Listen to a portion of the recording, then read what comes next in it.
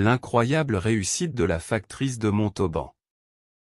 En France, dans la ville de Montauban, une femme travaillait comme simple factrice. Chaque jour, elle distribuait le courrier à vélo, sous la pluie comme sous le soleil. Sa vie était modeste, mais elle avait un rêve, créer sa propre entreprise.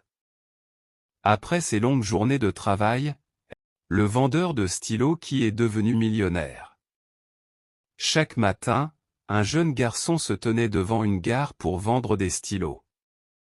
Il passait des heures sous le soleil, mais gagnait à peine assez pour aider sa famille. Les passants le regardaient souvent avec indifférence.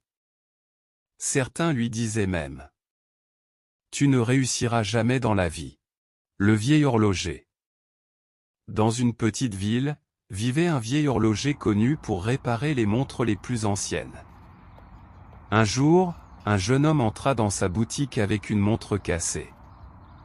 Après l'avoir examinée, le vieil homme lui dit : « Cette montre peut encore fonctionner, mais il faudra du temps et de la patience. » Le jeune homme répond : « Le vieil homme est la pièce de monnaie. » Dans un petit village, vivait un vieil homme très pauvre, mais toujours souriant. Chaque jour, il marchait lentement dans les rues, malgré la fatigue et les difficultés de la vie. Un matin, en passant près d'un marché, il vit une petite pièce de monnaie par terre. Personne ne semblait l'avoir remarqué. Le garçon qui rendait les journaux, et qui a changé son destin. Chaque matin, avant le lever du soleil, un jeune garçon nommé Yacine parcourait les rues de son quartier pour distribuer des journaux. Pendant que les autres enfants dormaient encore, lui travaillait pour aider sa mère. Sa vie était difficile. Parfois, il n'avait même pas assez d'argent pour acheter ses fournitures. Personne ne croyait en lui, jusqu'à ce jour.